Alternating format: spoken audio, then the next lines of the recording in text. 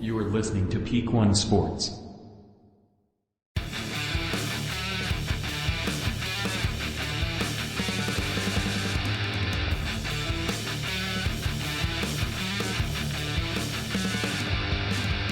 Welcome to the Bungalow Hockey Show.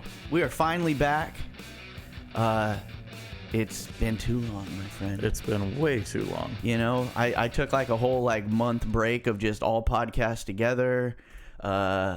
Since like November is when we stopped doing this because my Monday, I've excused it away. So we're just gonna pretend like we're back. We never left.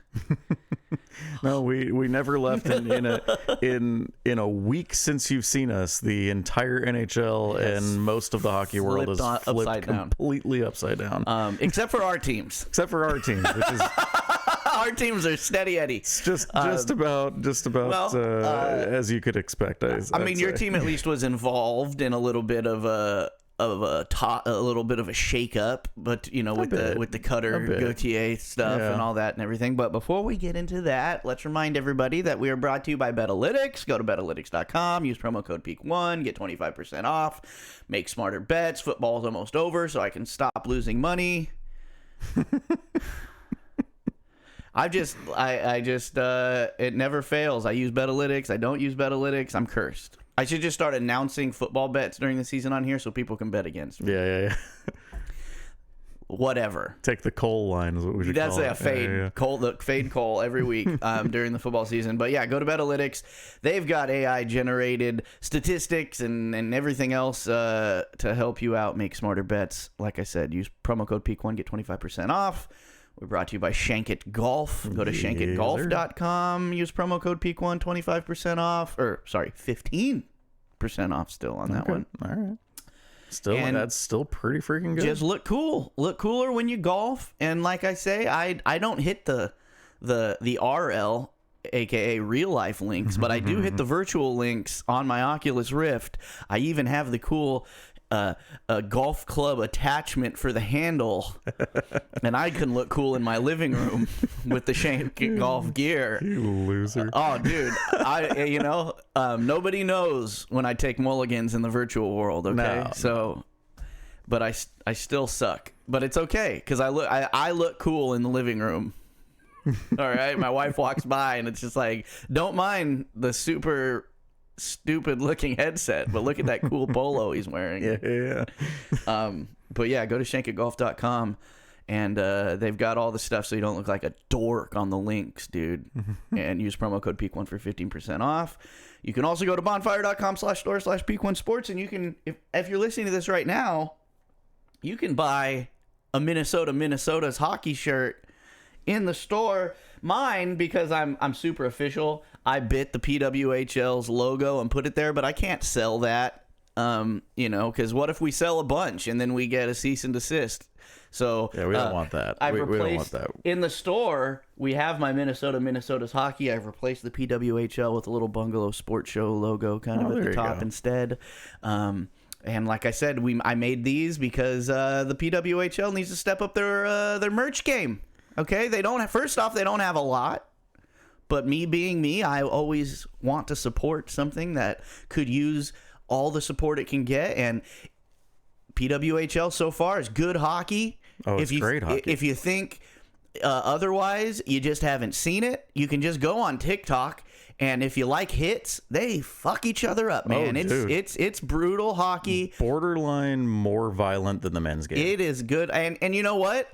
It's a little known secret among human beings, but when you get down to it, I believe women are a little more violent than men, especially against each other. Yeah. For real. It is good hockey. It's fucking good hockey. And so don't be sexist, okay? No. Don't be a male chauvinist pig and just write it off. Okay, because it's good. And I've been watching right here on YouTube, too. Yeah, it's on YouTube. All their games are on YouTube. Here at the Bungalow Sports Show, we've picked the Minnesota team. They don't have names yet, so I've dubbed them the Minnesotas. I've made my own merch to support, and Daniel and I were just talking before the show. I made a good choice because we have our own local Brooke Bryant Stockton Colts alumni from Linden, California. And she is fantastic. She's a forward for the Minnesotas. And so, it was like it was meant to be that I chose them. I had no idea until last week that we had a local gal on there. Real good player. So support bonfire.com/store/peak1sports and support the Minnesotas and the PWHL. And we're also brought to you by Epic Hockey. Epic Hockey. Daniel's here. Yeah. He's still selling hockey gear. Yeah, pretty much. It's like if you want to support, it's like when people say shop local, man. Support your mom and pop hockey shop, dude. Yeah, because there's so many of those. That's what I'm saying. If you don't want to go to the large evil conglomerate like Bauer or CCM, you can support our boy here in his venture into the world of hockey equipment. So yeah, go to epichockey.com. Yeah, I'm working on it, man. He is. All right, dude. Let's talk about the NHL. Like you said, it's been a while. So much has happened. Since the last time we talked, we found out that Corey Perry didn't bang Connor Bedard's mom. No, he didn't. And now he's an Edmonton Oiler. Yeah, all that happened since we've been gone. Right? All of that happened right in that time. Like when we left here, like the episode before we quit was, did he bang his mom? And then our last episode was, holy crap, he might have. Yeah. And then ever since then, obviously it's come out he hasn't. Well, I have gone on a rant on myself of buying into the internet, picking things up and running with it and just making it seem like there's so much evidence, and then you realize, let the man speak for himself. And which, to be fair, nobody actually has yet. Nobody has. I mean, like there's been zero. It seems news come out about he just basically got drunk and was harassing a member of the staff of the Blue Jackets. Actually, not even the Blackhawks. Right. Because they were in Columbus for a game. He's entered. He entered his treatment program. Yeah. Which another thing that has been crazy is the amount of players who have entered the NHL assistance program, man. Just in the last 2 weeks. There's been like 5 or 6 like high-end players who have, and so I mean, we're not making light of it at all. I'm just saying that thank God that it's there, and thank God that teams are not allowing, because obviously they have to allow it, but it's not being looked down upon to step away and say, because professional sports has been a cesspool of guys not dealing with their mental health and their substance abuse problems, because half your life you're spending in a hotel room away from your family, away from everybody, you know what I mean? Yeah.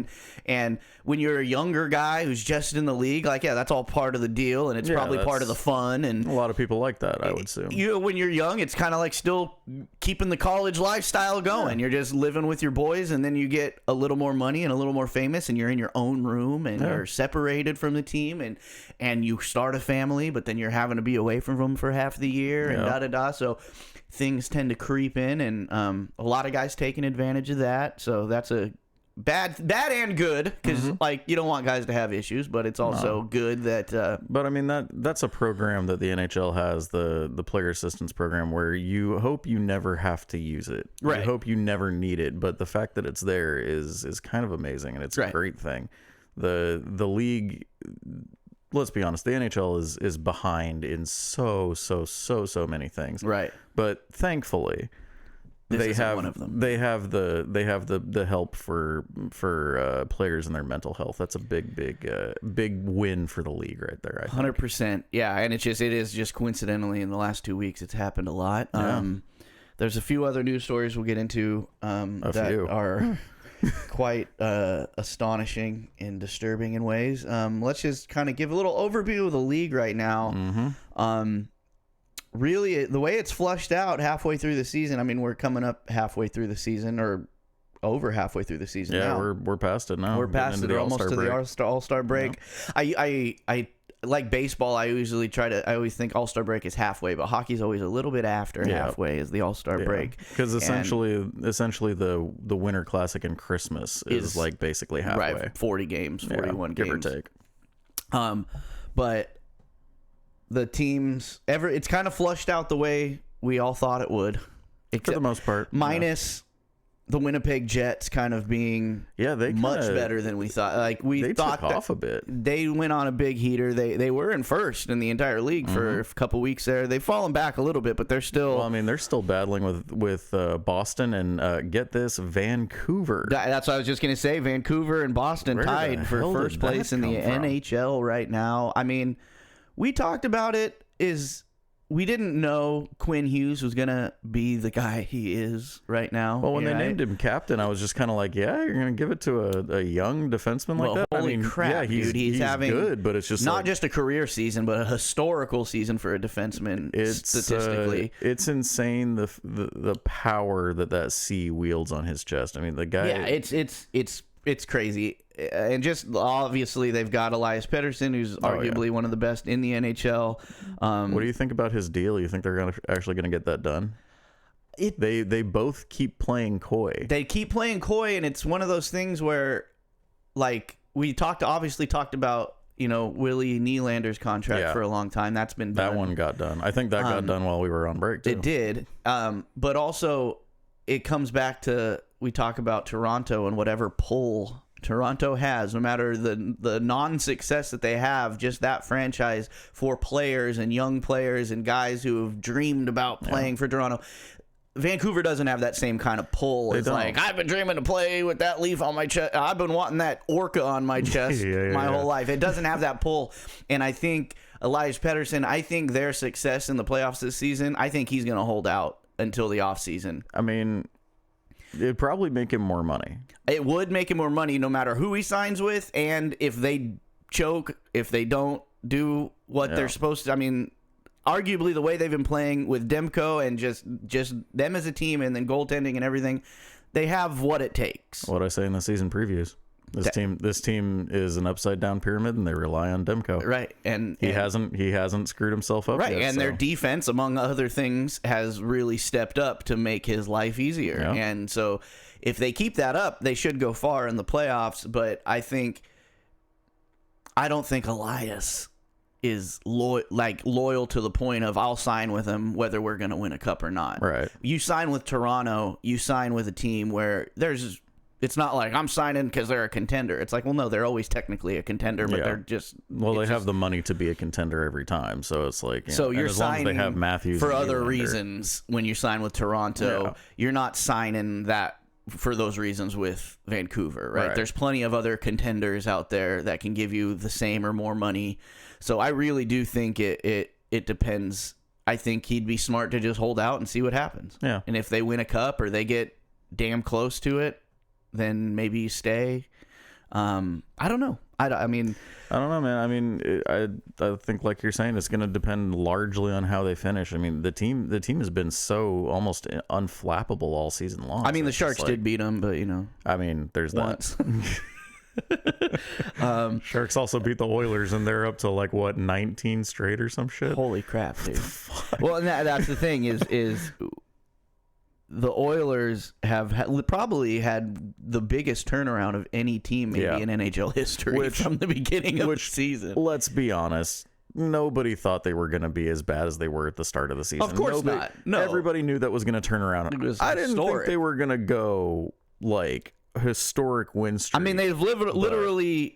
From a time they were literally underneath when the Sharks beat them, the Sharks went ahead of them in points for a day or whatever by 1 point. And now they're sitting at 59 points. And I mean, they're 10, 11 points behind the number one, but behind, Vancouver, Boston. At some point in November, the Oilers were the last place team in the Pacific, which is ridiculous, crazy to think now.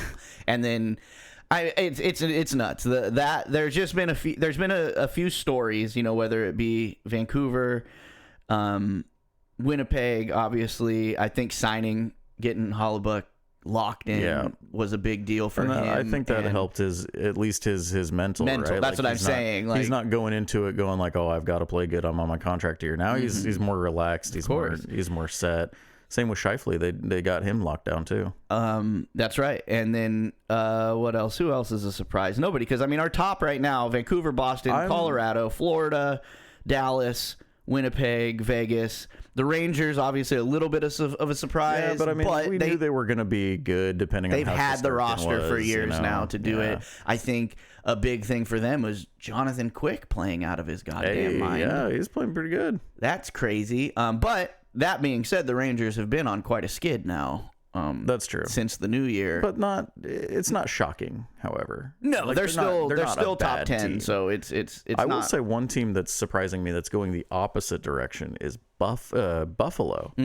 Dude, like smoke the Sharks. I understand we nobody thought the Sabres were gonna I think 50% of the pundits were like, they're gonna challenge for a playoff spot, or they're not gonna be good yet, but they're getting there. Right. It's like, but I don't know. I kind of thought they were going to be better than this. Yeah, I mean, I think they're just going to be up and down, up and down. That roller coaster ride for them, and it's win 4 games, lose 2. It seems like it's just win biting 3 them games, in the ass lose a little 4. bit. Like they're right now. I think they're still hovering above the Senators, and it's just like right. Which, by the way, boy, call that all day long. Senators are going to be shit. No, I mean. The best thing for the Senators right now are like fight highlights and stuff like that. But they got Pinto back, and that's actually helping them a little bit, but the team is still so shocking. It's just not. Yeah, it's bad. They're talking about trading just trading Chikrin. Try to say that 5 times fast. It's really really hard. Yeah. Yeah, I mean, what do you do? I mean, you just constantly disappoint. I mean, you could just hover amongst the disappointing like our teams, and no one expects you to do much. But I mean, you can only finish in the bottom of the league so many times before you get so many freaking studs that'll just take you up into the upper echelon. But I mean, that is true. It's just so shocking to see. You know what I mean? Like the ineptitude. As far as players wise, I mean, it just seems. I mean, Austin Matthews and Connor McDavid, again, best players in hockey for the millionth year in a row. Shocker. I think one big surprise is Sam Reinhart, and the amount of goals that guy's putting up is playing a good season. It's pretty crazy. I think he's in a contract year as well. He's in a contract year. He's got, like, he's got like 10 more power play goals than like some teams. Yeah. You know what I mean? Like he's that guy is tearing it up. I mean, there's really who else on these lists is a little surprising. JT Miller. Yeah. He's putting up a career year in points. I mean, that guy, he's got 67 points right now. Right now, it's easy to be good on Vancouver too. So that definitely helps. I know nobody's surprised that Nikita Kucherov is so good, but I feel like of all the players that are so fucking good, he gets talked about the least. Exactly. You know what I mean? I just did it myself. I said Connor McDavid and Austin Matthews, but Nikita Kucherov is like right there with them in all, you know, agree. But it never comes out of anybody's mouth. Maybe it's because he's in Tampa. I don't know. I mean, yeah, I want to say there's something to that, but they're like, everybody knows Tampa as being one of the better teams in the league because of the back-to-back cups and the constant trips to the I just think any like, sports team in Florida for some reason just doesn't get the shine unless Tom Brady signs to them or something. That's true, but I think that has to do with their fan base, right? True. They're not rabid. There's just more shit to do in Florida, man. This is true. Know what I mean? It's like there's not as many people going to an ice hockey game when it's always 80 degrees and sunny there. Yeah, no, I mean that's just the way it is, I guess, if you're going to play in Florida. But, I mean, the top points and goals and assist leaders are just littered with the same names. Kucherov, McKinnon, Pasternak, McDavid. And Pasta's having a good year, eh? Yeah. It's just crazy the skill, how many guys are like, it used to be like 1 or 2 guys would be up at 80 points or up close to 80 points at this point in the season. Now you've got like 4 or 5 guys that are like right there, and you're like, holy shit, dude. We're definitely getting out of that dead puck era. Oh, right? Yeah. Let's see. Goaltenders wise, I mean, Hellebuyck I mean, Aiden Hill just started like really kind of being the starter. Yeah, for Vegas. Who was starting? Logan Thompson was starting for him. It was Thompson, and then Hill just recently. I mean, so he's kind of on the top of all the lists right now, but that's because he's got less games played than everybody stats wise for goaltenders. But Hellebuck's right behind him, and he's been starting. Lyon for Detroit's right there. Lyon's playing good. Yeah. What do we got? We got obviously Jeremy Swayman. We love that guy. Demko. Sway dog. Who might get traded. I've been seeing rumblings of Swayman being traded, possibly. Really? I mean, this is his final year of his deal. So. And we talked earlier in the year about just kind of that tandem there in Detroit, in Boston, right? That is really like the best tandem in hockey. But again, how long can you keep two elite goaltenders together? I mean, back and forth like that. I mean, I don't really care how much they love each other and how well they play with each other and in the tandem and whatnot. Eventually, money and what you're worth to another team takes over. At one point, I mean, like Swayman could be easily an $8 million goalie. I mean, if he went to Edmonton, if he went, my God, and Edmonton would kill. If he went to Toronto. If Toronto's another team. There's like a lot of teams that have the roster but maybe need the goaltending help that they would, if they had the space, would give him $8 million and he would either start or day one, obviously. So not that I know shit, but I mean, the internet tells me that there are some rumblings of that. But yeah, there is always some kind of truth with whatever the internet says. It's not. Yeah. It may not be the entire truth, but there's always a little bit of truth sprinkled in there somewhere. What are we saying? What are you trying to say about Corey Perry? No. Speaking of salacious things, not that we need to talk about such negative things for so long on this show, but the scandal of Hockey Canada and the 2018 juniors team and their sexual assault case that's going on right now that involves at least 5 NHL starters. At least at this moment, yeah. Before we get too deep, and before I don't want to make light of it, obviously, because it's a horrible shit they're being accused of. For everybody out there who had all this shit to say a few weeks back when I was talking about, USA hockey winning gold and how maybe, USA hockey and the NCAA and just young Americans might be overtaking Canadians in skill and everything else. And everybody who came out on my posts and saying, oh, yeah, that's why the NHL's littered with Canadians. That's why they fill up your best. Yeah, for now. And guess what else we don't do? We don't get accused of sexual assault. Yet.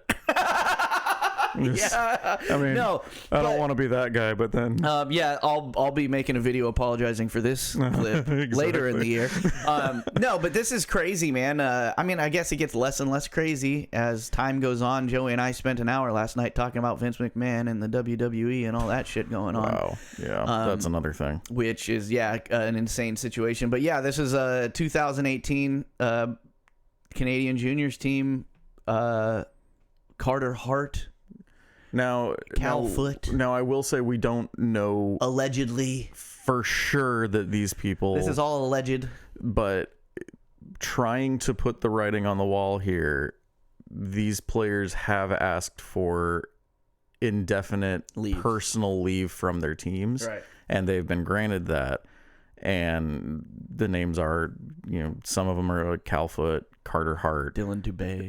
Dylan Dubé is on there. Michael McLeod is on there. Some just great young up and coming talents. And we were just talking about teams that would love a goalie. I bet Philadelphia is hurting for one right now at this point because Carter Hart was having a career year. Yeah, Philly was overperforming.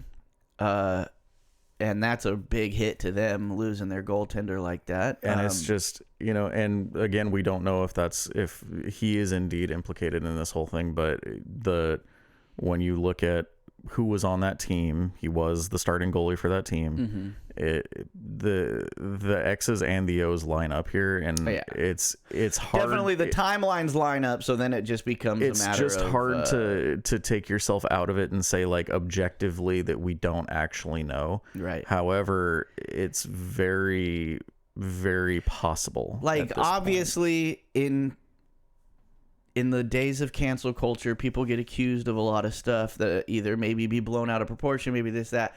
But when you get things like this, like I said, Joey and I talked in detail because I read a lot of the details of the Vince McMahon WWE thing going on. This thing has not as many details, obviously, that are released out there yet, but enough to where it's like when things are, people always say it like in comedy, the reason certain jokes are funny is because they're real stories, and it's the details in those stories that make them funny, because it's not vague. It's not like, I did da-da-da-da-da. It's like the guys who you really laugh at are the guys who are telling stories in such detail that's what makes it the brand of whatever. So when somebody that can paint a picture. Yes. Yeah. So when things like this come out and the amount of detail involved and the specific names involved and things like that, I know we got to say allegedly, and everybody deserves their day in court or whatever, but motherfucker, dude, it's hard not to be like, there obviously where there's smoke, there's fire, and it sucks. And this story is pretty hot, man. Yeah, dude. There's some shit that happened to this poor woman. I know. And it's just like, I mean, we're not going to get into it here because it's, details. I mean, let's try to, unlike the Bungalow Sports Show, here on the Hockey Show, we keep things respectful. I mean, we would like to respect the, of course, the victim involved and everything like that. But it's just like, man, this whole thing is just ridiculous. And it's like a... These players they're being accused of something that is just almost is heinous, really. Heinous. That's all. That's the only word for it, dude. Yeah. Like anytime, I mean, I said it last night on the sports show. It's like rape and murder and sexual. Like these are the worst crimes punishable by man for a reason. Yeah, because they are. They're the most traumatic that affect the victims in such a way that some never recover. Mentally or otherwise, you know what I'm saying? And it's like, and these guys face serious jail time, right? And it's just it sucks for like, the teams that lost good players, but it's like, fuck that. It's like, no, yeah. At the end of the day, we're not talking about. It sucks that it's taken 6 years, for these guys to be held accountable or at least face a trial or whatever else for this, if they did do what this girl's accusing them of. And it's like it just sucks, because it's like it's just another, I don't know why not that Canadian juniors hockey players have any power, because that's what my main rant last night about WWE was, is like Vince McMahon, it's not surprising that an old steroid ridden billionaire thinks he's so powerful he can do whatever the fuck he wants and get away with it. That old South Park meme, I am above the law. Right. Even the little bit of I'm here, you're here of a gold medal winning Canadian junior hockey player creates these types of situations, right? And it's like, and I mean, we were all young once, right? And like to have that kind of a celebrity about you when you're that young, that's got to be a thing on your head at one point. Of course, but like I just this is still some it's something that till the end of time will astonish me, because like I told Joey last night, like I'm known to be a nervous wreck just getting to have sex with my wife who wants to do it.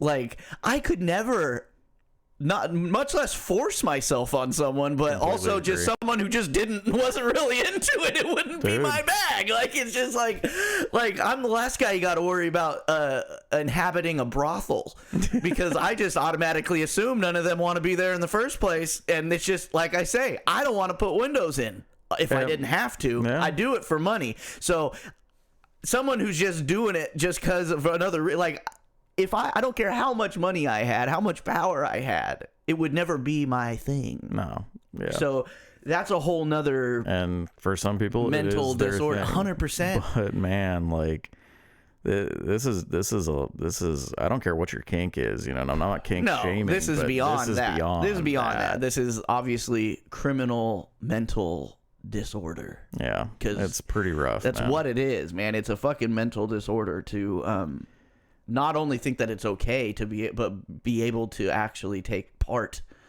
in something like that. You know what I mean? Yeah. And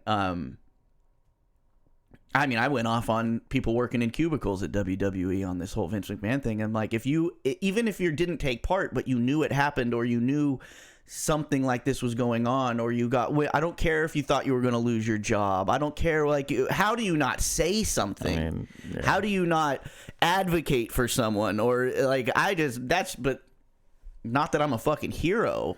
But no, God, no. There's no amount of, I'm going to lose my paychecks. Like, fuck it, dude. I'd rather go flip burgers at McDonald's and have something on my conscience that destroyed someone else's life that maybe I couldn't have done anything about. But it's like, let's go back and see some tweets, motherfuckers. Like, we are in the age of cancel culture. We are in the age of Me Too and all this stuff where you don't have to be scared of being held accountable by your boss. I'm going to get fired if I say something happened. It's just like, no, because if what you're saying is true, you'll be like, nobody, like, it's not like, I feel like the whole Vince McMahon thing was like, if anybody says anything, it's like that old school, you'll never work in this town again type of, that's the kind of business he ran. But in the days of, where we are now with all this kind of stuff, and it's like, you have no excuse to not like see something, say something anymore. Yeah.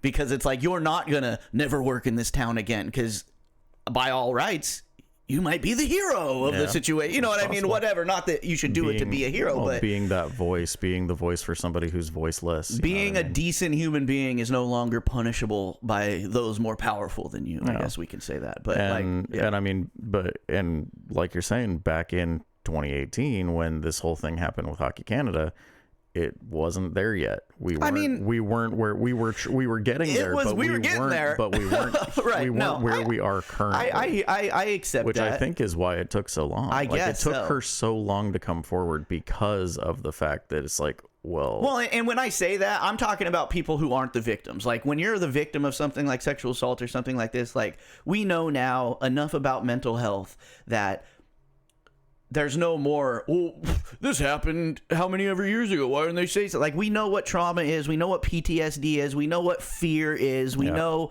of, these guys are the heroes of Canada right now. No one will believe me. Like, no, Vince McMahon, nobody's going to believe me. Like, he's got lawyers. I signed an NDA. Like, we can't, I'm not saying that the victims didn't come forward, so therefore, why did it take so long? I'm saying that anybody that might have been in this circle that had any wind of something like this might have gone on. There's plenty of outlets to say, hey, I think something might have happened. Yeah. Can maybe we look into that or something like, I mean, hopefully everybody gets what's coming to them in all these situations going on right now. But the sports world is it's a pretty dark place right now. It can be. That's absolutely true. It can be. All right. That being said, we support all the victims involved in all these cases, and everybody deserves their day in court. But names are being dropped, so it is what it is. Let's talk about the Sharks and the Ducks for a little bit. Do we have to? Yeah, it's that time. Damn. Let's just start with the Ducks. Oh, do we have to? Yeah. Okay. Sure. Let's start with the Ducks. Well, let's do that. I want to run some things past you.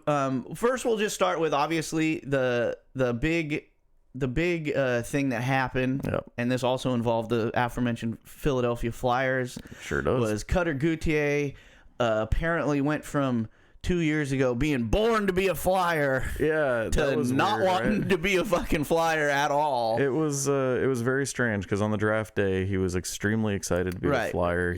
I was born to be a Flyer. Grew up a Pens fan though, so it was a little odd, right? It's like, I grew up a Pens fan, but I was born to be a Flyer. It's like, he's such a Pens fan that he held on to it for 2 years just to really screw him over. It might actually have just been one of those like, this is a draft day interview, and I'm going to do it right. I say that in jest because, like what you just said, like, nobody other than like Eli Manning just immediately requesting not to play for the San Diego Chargers, like, nobody's ever been like got drafted by a team and been like, fuck this team. Eric Lindros.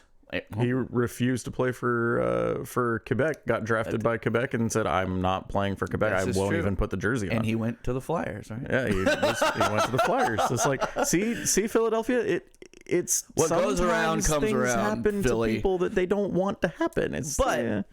Considering that Cutter Gauthier hadn't even started for the Flyers. No, he hasn't played a single game. Right. It doesn't actually have an NHL contract right now. Exactly. And maybe that's part of the reason why he's so upset, because maybe he felt like he should be playing in the NHL already. I don't know. That's kind of the rumblings that I'm hearing, is the fact that he wanted to exit the NCAA last year, out of playoffs and everything like that. He wanted to go play for the Flyers and start his entry-level deal.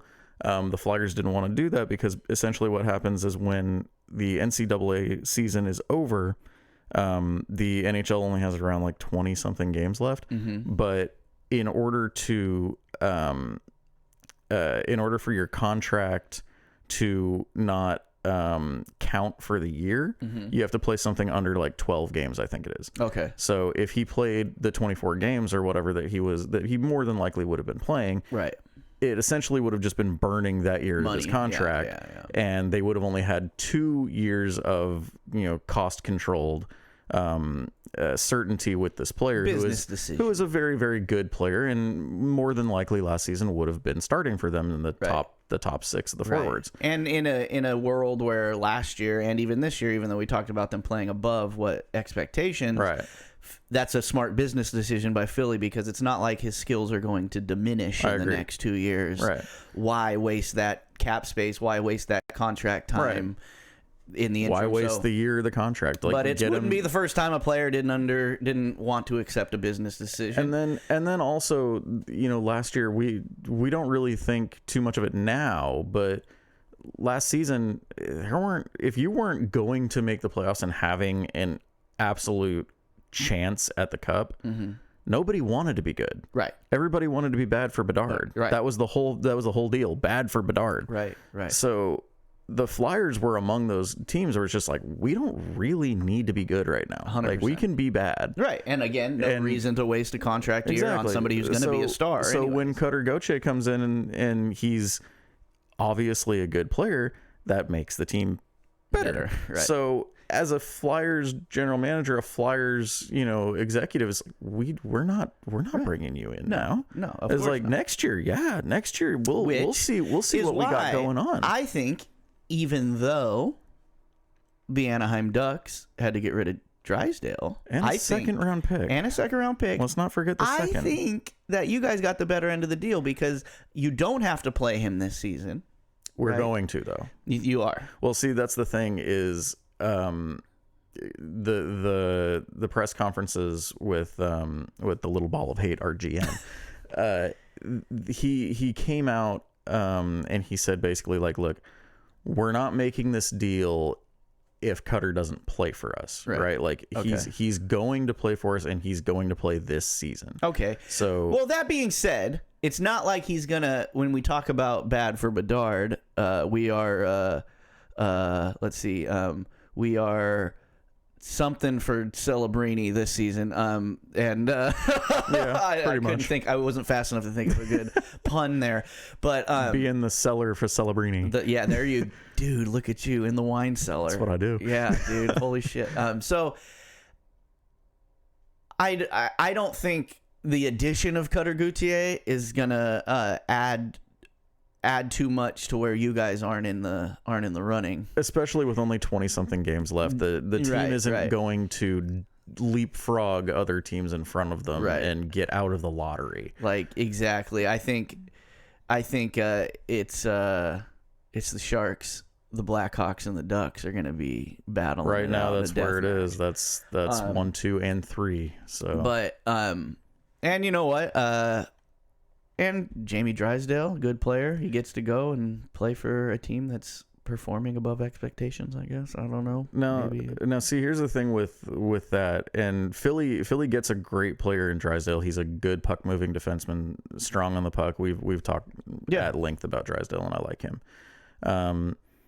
The reason that it's easier to swallow as a Ducks fan, he's played something along the lines of 20 something NHL games in 3 seasons. Well, there you go. The guy's been hurt, and that's what I'm saying. And with the prospect of, say what you will about Cutter Gauthier and his attitude and why he left, and that's one thing that people are scared of. But the thing is, the prospect of living in Philadelphia or living in Anaheim, 2 different prospects. I assume he's much happier living in Orange County. Also a kid coming from Pittsburgh, too. Is what I'm saying. So I don't think you're going to have much of an attitude problem. You give him his games this season. He gets to be an NHLer this season. And I think that's what he really wanted in the long run. Right. The one thing that people are saying that is shitty from him is the fact that he straight up ghosted the Flyers. Like, I just did not want to talk to them. 100%. Like, but again, told people that he was not talking to them. If you want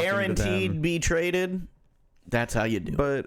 But I mean, the more and more you look at it, it's like, it's shitty that he kind of did it like that. But he's a kid. You know what I mean? Like he's a kid. Like how many times do you know kids nowadays? It's just like, I just don't want to show up to work, 100%. So I'm just not going to show up to work. So I think it's all excusable. I think slate wiped clean for old Cutter. Yeah. Just because. But then he also exercised his right.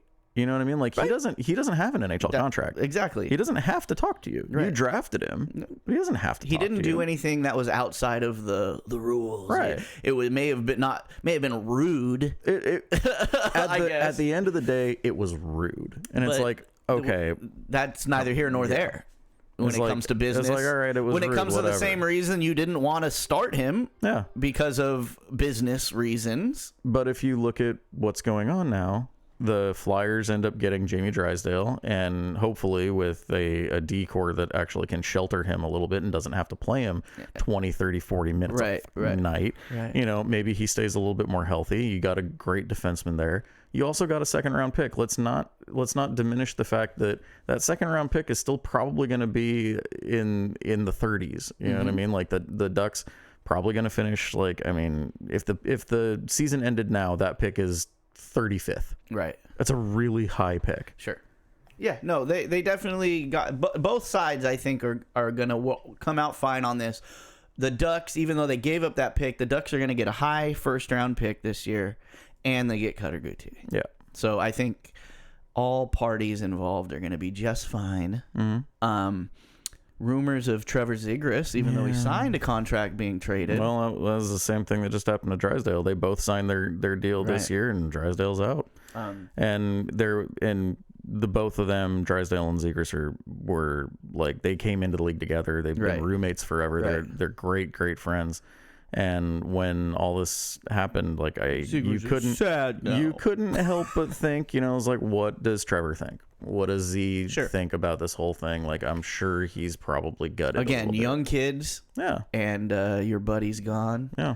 It's gotta suck. It's business, but they're also like, I think Zegras is 20. Right. You know what I mean? It's like, dude, they gotta learn this stuff. Yeah, you get over it. If you have to, go sign up for the NHL assistance program. Yeah. Well, Zegras is hurt right now. He might be getting assistance anyway. But the Ducks. My prediction of them being middle of the pack and consistent was wrong. Yeah, we were a little off on that one. I had them finishing in the bottom of the. You did. Of the thing. You did. I had them. That's why I low. said me. That's why I said me. I when they started out on a little bit of a heater, and I was like, you know what? I feel like this team won't be consistent, but you've joined me at the bottom. And you know what I did when the Ducks started winning all those games in the beginning of the season, which is my fault, and I'm sorry, Anaheim fans. This is why the team is bad. I started to have hope. That was my fault. I apologize to everybody in Orange County and all the Duck fans around the world. This is my fault. I will take responsibility, and hopefully next year I will not be so careless. So sorry. I, on the other hand, never had hope for my team. And since we've been gone, the Sharks, we talked about Edmonton going on like whatever it is, a 18-game heater or whatever they've been good. On. The Sharks went on a 13-game heater the other direction. Historically bad. Sharks are having Statistically, I want to say they're like a minus 94 goal differential. Yeah, something like that. Somehow still better than the Blackhawks. So they're tied right now, bud. Oh, okay. 30 points apiece, okay? I'll just shut up now. All right? Bedard got his jaw broken, and that I need Bedard out there to he'll score enough goals to keep him at least a point or two ahead of the Sharks in the standings, and I need that back, but it doesn't look good. He's still going to be out for like another 4 or 5 weeks probably. And don't worry, you're still not going to get the first overall pick because Chicago exists. Son of a bitch. Yeah, I know. Don't say that, dude. You don't know that. No, I don't know that, but I absolutely called it. I absolutely called it on the podcast. I think we both did when we had the draft lottery. Son of a biscuit. But to end that 13-game losing streak, the Sharks got Logan Couture back. Oh, he's been good. And then the Sharks went on a little 3-game heater, and they beat the Ducks. They started it on the Ducks' back. And the day he came back, they beat the Ducks. Then 2 days later, they beat the Kings. And then 3 days later, they beat the Rangers. Mm-hmm.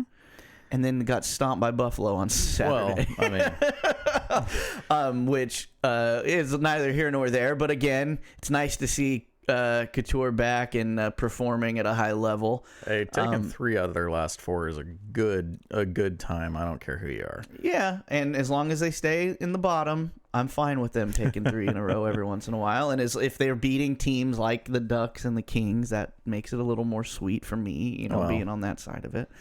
I mean, no offense, Daniel. Brag about it and shit. No offense, but I have to take what I can get. I got to take small victories. Hey, speaking of the Kings, though, they're bad right now. Dude, what happened to the Kings? They were good, and now they's bad. Are they 2-12? Like 2 for their last 14 or something? Yep. Oh my god. Yeah.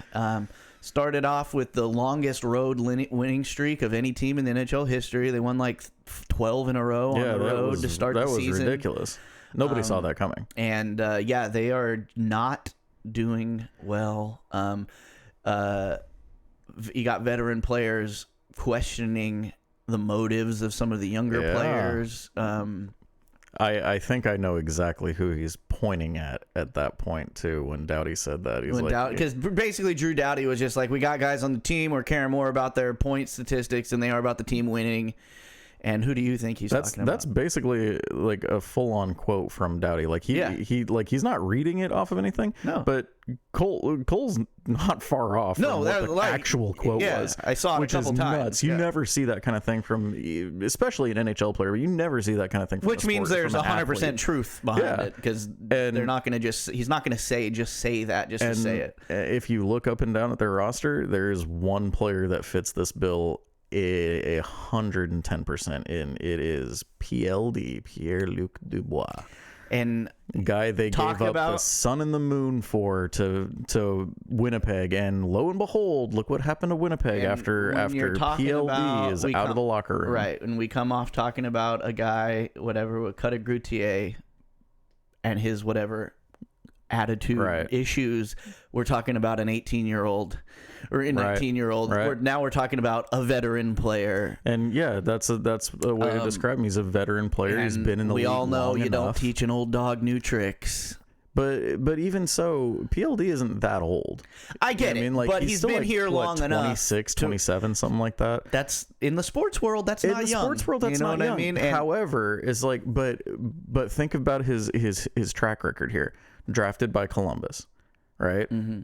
Skated so lackadaisical that it looked like he was just out for open skate during an NHL game. Right. Next day, shipped right out to Winnipeg for Patrick Laine, who I love Patrick Laine. I hope he finds his stride. He's a great player and a good kid. In Winnipeg, the entire time he's in Winnipeg, he's just like, I don't want to be here. I want to play for Montreal. Right. Wants to play for Montreal. It's like, that's great. You're still an RFA. I don't care where you want to play. You're playing here. Like, when did that become a thing? Yeah. Like, okay, like, big deal. Like, a lot of players grew up loving another team, and it's like you're just lucky to be a professional athlete. Exactly.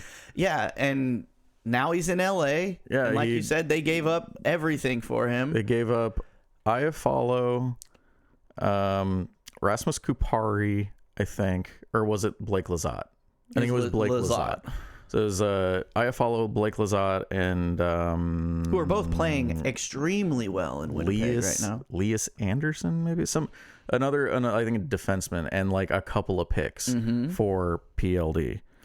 And he's on the third line. Ooh, fourth. He's on the fourth he's line, on the fourth line. Ooh, woof. Dude, yeah. It's pretty crazy to think that, and it's got to be him. I mean, right? I mean, it's just at this point, how could it be anything but him? What changed from last season? Either he's literally the shittiest teammate ever, or he's just not as good as everybody fucking thinks he is. So you know what I mean? Like, so here's it's one or the other. It's like, okay, you got a shitty attitude because you're really good, but your attitude's so shitty, right? Or are you just not that good, therefore you have a shitty attitude? Yeah. But like, so I'm real late to the bandwagon on this one. I don't own Apple products, so I don't ever watch anything on like Apple TV or anything that.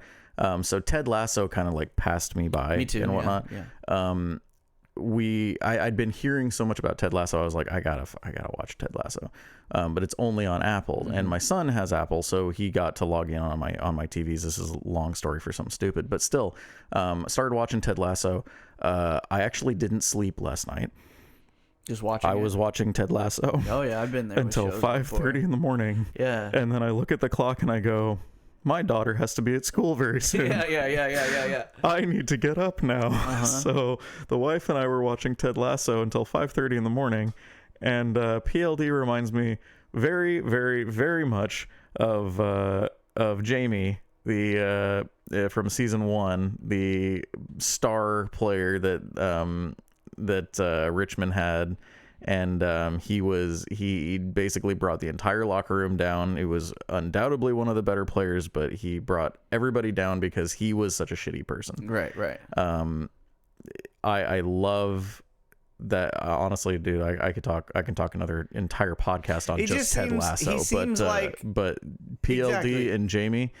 Well, it's an archetype for a reason. Yeah, that's true. You know, it is literally a sports movie and TV show character arc for a reason. Yeah, because it exists in professional sports, and I think that's where he's at. And this is third team, man. You know right? What I mean? Like it's his third team in not so many years, and just the amount of. I mean, and at this point, when does the hype run out? Because he has underperformed his entire career, basically because he wants to go somewhere else. Has he ever scored 30? I don't think so. And that's the thing is all hype up to this point, because some guys, you want to be traded? Go out and play your fucking ass off and then say, look what I just want out of here. Yeah. There's a difference, right? You can play like a high-level professional athlete and still request to be traded. Yeah. That's an option. Yeah. Or you can bitch about not wanting to be here, go out there and skate like you don't want to be here and do all this stuff, and then still say you want to be traded. And I think a lot of people, when we talk about how he underperformed and whatnot, right, is like people say, well, he was on the shitty Blue Jackets. It's like, yeah, okay, I'll give you that. He was on the Blue Jackets. And then last year is like, oh, well, he was on the Jets and the Jets weren't any good. Right. And it's like, okay, well, now you're on the Kings, and the Kings. Those in hockey, especially, those arguments do not work for me, right? I feel like in football, it's a little different, right? Because I mean, if you were on the Panthers this year, you were having a bad year, right? And just in general, game plan, scheming, things like that in football. Not the Florida Panthers, the Carolina Panthers. We are talking about football now. I know it's a hockey podcast. Right. It's a thing. I'm just making the comparison to like a high draft pick who's a high end player in football can go out and have a mediocre type numbers just based on the team he's playing for, the coach he's playing for, the type of game plan that they do. You put Connor Bedard on the Blackhawks, and he blows everybody away. He was having a great year until he broke his face. You know what I mean? You put these high-end draft picks on. It doesn't matter if the team's good. You can still score fucking 4 goals in a game and lose the game. Yeah. Matthews knows real well. 100%. You know what I'm saying? It's like, how many times has he done that? Those arguments in hockey don't work all the time. If you are who you say you are the star player, you still have the opportunity. Your line's out there for a fourth or more of the game. Yeah. You can go score goals during that time, and then the rest of your team can let goals in. Yeah. You know what I mean? So it's like that's how hockey works. That's why it's a very big time meritocracy in hockey a lot of the time, is because your first line can put up points, but if your second, third, and fourth line don't, you lose. But you can still have the best player in hockey, one of the best players in hockey that is putting up those numbers. So, which is why the Golden Knights end up being so good, because you look up and down their roster and it's so essentially deep. Every one of their lines is a second line. Is putting up numbers. Yeah. But that's the way it is. That's how hockey is. And that's why a guy like Pierre-Luc Dubois, it's like you can't hide behind a bad team.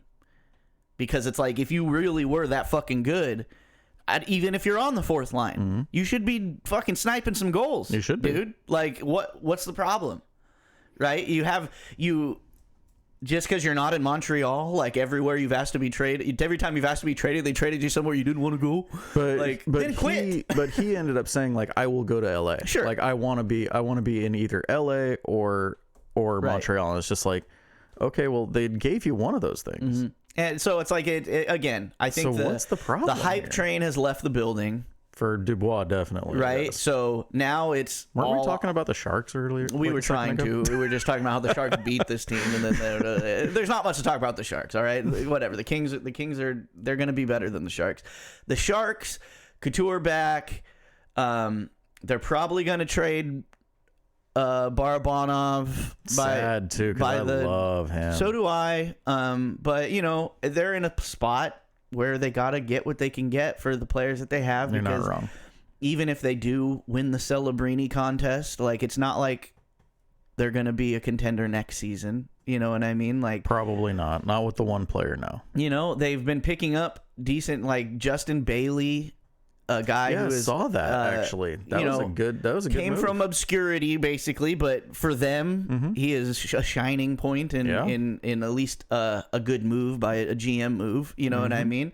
Sandpaper guy right there, like him. And just guy who goes out there, and it doesn't matter if he's like scoring every shift. He's not, but he's out there and he looks like opposite of Pierre-Luc Dubois.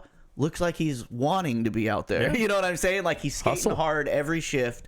I'll always be a fan of a guy out there who's third, fourth line. It don't matter. They're just out there skating as hard as they can, trying to make something happen. Maybe something's not happening, but at least it looks like they're trying hard. And that's kind of where the Sharks are at right now. Is that, like, the beginning of the season, it was a fucking mess. And even though they're still not winning a lot of games, it doesn't look like as much of a mess anymore. Yeah. So that is it's amazing promising. What happens when your captain comes back. Your captain comes back, and you know what? Hats off to Thomas Hertl for holding down the fort. He tried. Because he really tried. They did come into form, before Couture was back. Couture's only been back for 4 or 5 games. But just it seems like they're just not a once over. Like I listened to a football podcast. It's primarily a football podcast. One of my favorite sports guys, Dave Damashek, and one of his producers, Eddie Spaghetti, is like a big Spaghetti, great name, big time New York guy. So he's Giants, Yankees, Rangers, right? And his thing, and it's primarily a betting podcast, so they're always giving out. His thing all season has been fade the Sharks, fade the Sharks, fade the Sharks, which I can't disagree with. No, right. So when they beat the Kings the other day, I can't wait for the next episode of that podcast, because they beat the Kings, they beat Spaghetti's Kings. Or, I mean, they beat the Rangers. And it's like, seeing a moment like that is good for me, because it's like, just because it's one game, it doesn't mean anything as the season goes. But when you beat another low-level team, yes, it's great. It's awesome. You know what I mean? But when you can beat a team that's at the top, yeah, people can say, like, oh, well, they weren't trying that hard. They were playing the Sharks. And it's like, they're professional athletes. They don't want to lose. Athletes, yeah. You know what I mean? So it's like, it's little shining moments like that where you can beat a Vancouver once. You can beat a Rangers team once. It was fun for me the other night when they won that game. It was a shootout victory, but doesn't see Barabanov go. I guess I haven't heard any rumbling since the beginning of the season, but obviously we talked about a little bit of people talking about possibly Couture going by the deadline if he gets healthy, and now he's healthy, and the deadline is quickly approaching. I'm not hearing that much about that, but I mean, anything's a possibility. depending on the deal somebody can put together. And there's enough teams that are right on the bubble of being playoff contenders that would love to have a Logan Couture, that would love to have, I mean, I don't think Hurdle's going anywhere, but like somebody like that if the Sharks can put together a decent enough deal, seeing that, you know, they're not necessarily planning on being contenders next season. Yeah. I don't know. What do you think you get for a Couture or a Hurdle? Do you think you get firsts? I would like to think so. I feel like you could get a first for, I mean, with the way Tampa pays for players at the deadline, you could probably get like 3 firsts for Couture. I mean, that would be legit, but I mean, I would like to think so. It's him specifically because his injury was so long. Mm-hmm. It's hard to tell. Seems like he's back though. He is. You know, it does seem like he's back. Thomas Hurdle, like, again, I think his contract might be too much for people to take over, or too long. I don't know what the case may be, because I really haven't heard anything about him being traded specifically. But both those guys are worth the first round, I guess, maybe to a team that could win the cup this season. Yeah. That doesn't necessarily need their first round next year. I mean, what'd you guys get for Timo Meier last year? We got Mackenzie Blackwood. We got... Did you actually get Blackwood in the trade? No, it was Alex Ahochuk and Fabian Zetterlund. That's who it was. Really? Mm-hmm. Those two guys, and I want to say maybe a second. I can't remember the pick. I think there was one pick and 2 players. Yeah, it was Fabian Zetterlund and Ahochuk, who are both starters on the team, and Zetterlund is really kind of getting into form. No, so, I like Zetterlund too. But yeah, it was those two guys and a pick, and I can't remember what the pick was off the top of my head. But depends on what that pick turns into, but it seems like you guys got fleeced on that one. Yeah, so we'll see what happens at the trade deadline. I hate to see anybody go that I'm been a fan of for many years, but at this point, as a Sharks fan, seeing some moves would be nice. Yeah, just because it's been 30 years of really not seeing any moves except for Joe Thornton and Teemu Selanne and Jumbo's getting his number retired pretty soon. Next season, yeah, they got a whole merch line for it. But all right, that's enough talking about losers. But that's enough talking about hockey for the day. Oh, we're done already? We're done. I gotta go. Okay. I gotta go do real boy stuff. I'm a real boy. Thanks for coming back, Daniel. No worries, bud.